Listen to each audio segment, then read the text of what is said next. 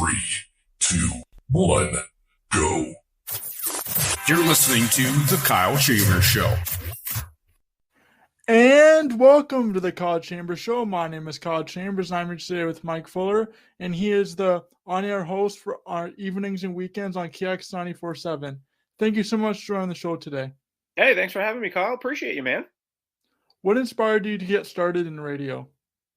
Boy, the running gag in my family is my parents always said I was born with a big mouth, so I might as well get paid to use it. But honestly, way back when, I've always been interested in the media and doing something, whether it was on screen or behind a microphone. So my two big passions were like TV, hosting, or being on the radio. And I have absolutely no musical ability whatsoever, but I love talking about music. So I figured, hey, what the hell, right? That's great. It's able to kind of come together and be able to have your passion of music, talking about the greatest hits, and then at KX 94.7, a lot of country hits, using that passion Absolutely. and talking about it as a job. Yeah, you know what? So even growing up, I remember this vividly as a kid. I would be in my room and I would be on my computer and mixing tunes on Windows Media Player. And if you're familiar with Windows Media Player, it's not very easy to mix tunes together, but I would play a song, I would fade it out, and then I would fade another one back in while introducing that song. I was literally playing radio in my bedroom, probably around 9-10 years old. How did you go from studying at Seneca Polytechnic to being in the position you are now? Honestly, so here's a funny story. You can probably hear my dog barking in the background. Here's a funny story. So when I originally applied to the radio program at Seneca, I didn't get in. I was denied, and they came back to me and they said, you know what? You were right there. You were on the cusp. Here's what we're going to do. We are going to start a brand new program. It's a media fundamentals program, which is basically radio, TV, print, journalism, audio production, and we're just going to put it all into a 1-year program. If you're interested, we would love for you to, help pilot this program and come check it out. And I said, yeah, let's do this. And then from there, after I finished that 1-year certificate program, I was able to reapply to the radio program, and I got in instantly because, the joke is they've already got my money, so they know I'm good for it. But they saw that I was actually really passionate about doing this, so they were able to give me a second chance, essentially. So I started at Seneca in, I think it was 2004, 2005. I graduated in 2007. It's between my second and third year. Did you just graduate from Mohawk, by the way? April of 2024, that's correct. Oh, awesome, man. Well, congratulations on that. And as a graduate, you know that sometimes you need some intern hours to be able to get that diploma. Well, that's exactly what I did. So between my second and third year, I really started looking for those intern hours. And out of the blue, I just emailed the morning show. It was a rock radio morning show in Oshawa. And I said, hey, guys, this is me. I go to Seneca. I'm in the radio program. I would love to just swing by the show and, just kind of sit there and chat with you guys and ask some questions and just to see how a real radio station operates, right?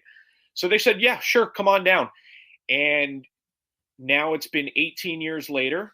I am still with this company that I emailed for my intern hours all those years ago. And I've gone from rock radio to classic hits radio to now country radio, all under the same umbrella. And that's Durham Radio. It's really good. What does a day look like for you as far as the shift goes, and what do you have to do before and after your on-air shift? Okay, so my on-air shift during the week is 7 p.m. to midnight. During the day, I'm usually logged in to our offices at 9 in the morning because outside of my daily on-air shift, I also assist in the music department. So I am pretty much one of the guys in charge of scheduling the music logs for KX 94.7. So I schedule Tuesday, Wednesday, Thursday, Friday logs. So that means I'm logged in at 9 in the morning. I am logged into our Music Master program, and I am scheduling logs, and I am editing logs for time. So my day starts at 9. That usually takes me about an hour, hour and a half to edit a log. After I'm done that, that's when I start my show prep. That's when I will, just go across the internet. I will use some prep services. I will use social media and some country music news sites. And I will compile a list of what's happening in the world and what's happening in the format. And then from there, I can put it into my show map. I have this, it's basically a document that I'm able to, split my show up by the hour and by the break. So I can take, this is what's going to happen in my 7 o'clock hour. This is what's happening in my 8 and so forth. So that is just the very basic of what I'm going to do that night. Again, this is all like 11, 12 o'clock, in the morning or just early afternoon. Well, a lot can happen in a few hours before I start my actual show. So it's a matter of, that's just kind of a guideline. If something big in the world happens, well, of course, what I had planned it's no longer important, because you have to talk about what's topical and the big news stories of the day. So you just kind of keep an eye, you keep an ear, and you're just, flipping around stations. If I'm out doing groceries, I'll just flip around, see what everybody else is talking about, just to make sure that I'm on the right page. As most other stations are talking about this one topic, I don't want to be left behind and miss it completely, right? Because our listeners are really relying on that. So that's basically my afternoon. And then I'll get into the office around 6 o'clock. I'll do a final prep. If I got to read some commercials, I'll do that with our production team. And then I finally go live at 7 o'clock. And then I always say between 7 and midnight, that's when I can truly relax, because that's where I'm most comfortable, is in the studio behind the microphone. And I feel most in control. Whereas throughout the rest of the day, who knows what the heck's going to happen, right? That's really interesting. As far as the prep maps and things like that, when I was in my second year in the Broadcasting, Radio, and Creative Content program, we had to do a morning show. It was 2 hours long. So I do remember going with the host. I was a co-host, and the gentleman I worked with was the host, and I was prepping out for the day before with all the different events and things. And if something did change that morning, I would get up at 3, 4 in the morning in my dorm looking at the news, and we had to go through a certain news wire for the actual news section. So always keeping on top of things for radio is very important. Yeah, absolutely. And the world changes, and the world nowadays changes every 5 minutes, it seems. Do you think that podcasting and that sort of thing will kind of change the way traditional radio is done? Well, it has. Absolutely, it has. A lot of people are, they're listening to podcasts in their car. They're listening as they do their own running around and their own personal stuff. However, when it comes to radio, we're always going to be there to provide that local aspect that, sometimes a recorded podcast is not going to be able to give to a person, like live traffic, live weather, everything, breaking news updates.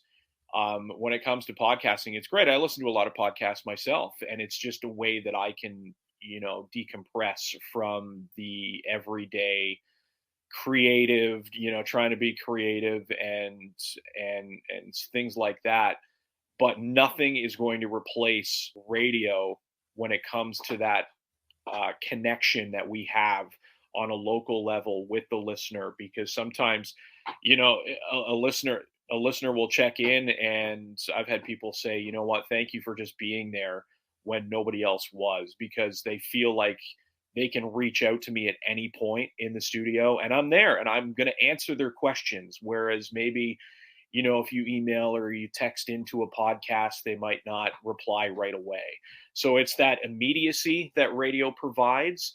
But podcasting is huge, because a lot of radio hosts have their own secondary podcasts, which is great, because in the terms of FM radio, and we live break to break. Each break is 45 seconds. So we got to get as much information out in 45 seconds or less Whereas if you have a podcast on the side, you can really open up the conversation and you can really take things to that next level and expand on what you were trying to get across. So I know a lot of, coworkers and colleagues in this industry that do have a podcast on the side for that reason. When you came in to talk at Mohawk College, you came in as a guest speaker. You talked about being able to go to events. Have you gone to different events as in your current position, and what events have you gone to, and what's been your favorite one to go to throughout the years? Oh, sure. I mean, we get asked to host a lot of events throughout the year, and a lot of them are, charity events. And like, take for instance, I'm about to do Dunville Hospital Foundation's golf tournament. So I'm going to be down there. I'm not only going to be playing in this tournament, but going to be doing a bit of hosting as well. But we have to be able to do things like that and make ourselves available to host a lot of these charity events and a lot of these bar gigs. And then maybe you're asked to MC a concert as well. So just in terms of, all the events that we do, shoot, I mean, I was just at the Boots and Hearts Music Festival hosting interviews and hosting a few artists. So things like that are always fun. Like that, those are kind of the perks of the job.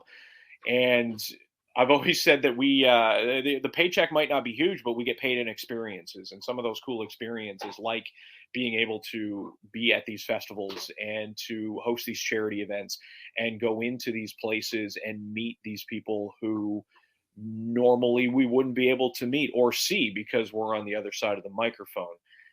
So I feel like, hosting these events is probably one of my favorite parts of the job, just to, get out of the studio and see people. That's one of my favorite things to do. Being able to be connected with the community, being able to talk to people kind of in the community and in the radio industry in general is important to keep those connections. Exactly. Well, speaking of connections, there's my dog. She just wants to get in on this Kyle Chambers show today. Thank you so much for being on the show today. No problem, man. Thank you so much for having me.